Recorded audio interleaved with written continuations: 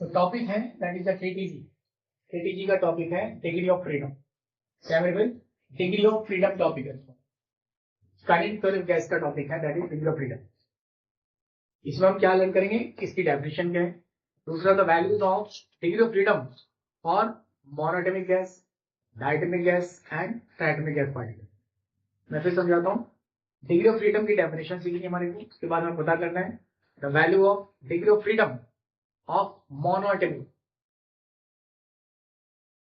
And diatomic and triatomic gas particle. समझे? अगर हम डिग्री ऑफ फ्रीडम की बात करेंगे,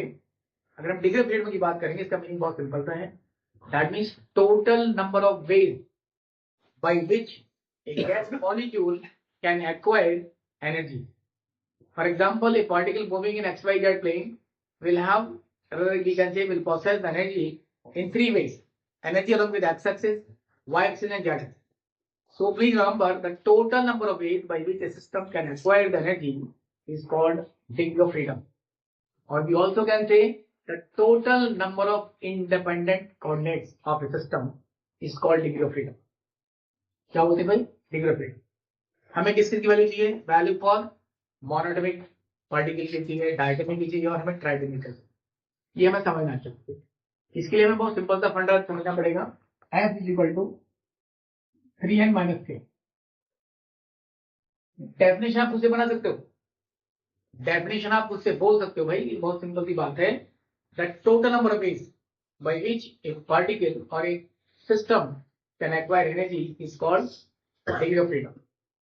और दूसरी बात मैंने आपको बताई, the total number of independent coordinates, किसी भी सिस्टम के कोऑर्डिनेट्स जैसे एक्स वाई, मान लो एक पार्टिकल है, उसके बाद तीन ही कोऑर्डिनेट्स एक्स वाई जेड, तो डिग्री ऑफ फ्रीडम क्या होगा? 3। समझे? यहाँ पे n का मीनिंग होता है नंबर ऑफ पार्टिकल और k का मीनिंग होता है यहाँ पे इंडिपेंडेंट रिलेशंस। समझे मेरी बात को? कितने रिलेशंस कॉमन है, कितने रिलेशंस कॉमन है, ये मीनिंग होता है कहने का। अगर कोई पार्टिकल सिंगल पार्टिकल है तो सिंगल पार्टिकल है भाई, वो तो उसमें कोई रिलेशन कॉमन नहीं है, तो डिग्री ऑफ फ्रीडम कितना? 3 है। इसका मीनिंग है ये जो पार्टिकल है, this particle will acquire energy in 3 ways along with x axis, y and z. Why? Because this particle moving in 3 axis x, y, z. It will have 3 velocity component: vx, vy, vz. Vx means velocity component along with x axis, vy means along with y axis, and vz means along with z axis. जिसे हम कहते हैं ना VRMS। VRMS क्या होता है बताइए? Root mean square velocity.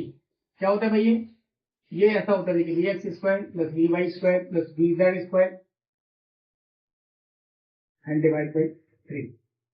ये क्या बताइए? ये हमारी कौन सी वेलोसिटी है? रूट स्क्वायर है। किसका स्क्वायर? स्क्वायर रूट, पर किसका? Mean of the square, root of the mean of the square, इसलिए इसका नाम है VRMS, root mean square velocity. क्या बोलते हैं इसको? Root mean square velocity. vy ये vx है, this is vx, vy vz and by 3।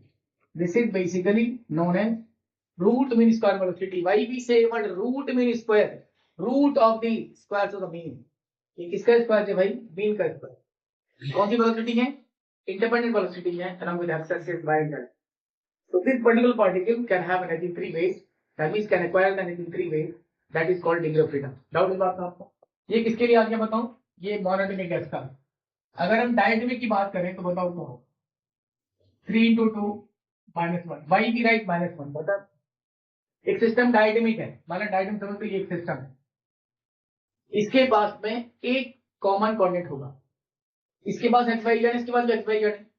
X Y अलग हो सकते हैं पर जेड कॉमन होगा। Suppose Z man, height same होगी ना दोनों की, सोचने की बात है, हाइट सेम होगी तो एक कॉमन कोऑर्डिनेट क्या 1 है, इसलिए यहाँ पे 1 लिया हमने। तो 3 to the 6 minus 1 कितना भाई? 5 आ गया। तो डिग्री ऑफ फ्रीडम कितने? 5 है। इसका मीनिंग है when a system of particle made of two atoms, so two molecules moving in a 3D plane will acquire energy in 5 ways. In 5 ways. क्या बोला मेरे भाई? In 5 ways. डाउट इस बात में आपको? आई बात में चलते। तो ये हो गया, कॉन्सेप्ट हो गया। दूसरा डिग्री ऑफ, एक होता है 3, अगर वो ट्राइएटमिक है तो क्या होगा?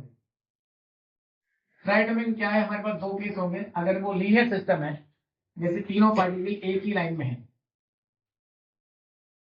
अगर एक ही लाइन में है तो F3n माइनस के में अप्लाई करवाओ एक फॉर्म में। बताओ इसमें कॉमन कोऑर्डिनेट क्या हो सकता है?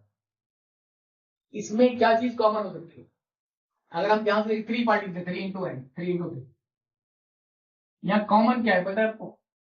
अगर समझो तो ए का रिलेशन बी से और बी का सी से है। ए का सी से कोई रिलेशन नहीं, डायरेक्ट है, क्या रिलेशन नहीं है ना, यानी दो ही रिलेशन के पास में, तो हम कह सकते हैं इनके पास दो क्या है, कॉमन कॉन्टेस्ट होंगे, कॉमन रिलेशन होंगे, इसलिए हम इसको बोलते हैं 9 माइनस 2 माइनस 7 दैट मीन 7। तो 7 is the degree of freedom. अगर वो ट्राइडेमिक है, कैसा कैसे मेरे भाई, लीनियर है, कैसा है, लीनियर है। अगर वो नॉन लीनियर होगा तो क्या होगा बताइए, अगर वो नॉन लीनियर तो क्या होगा बताओ?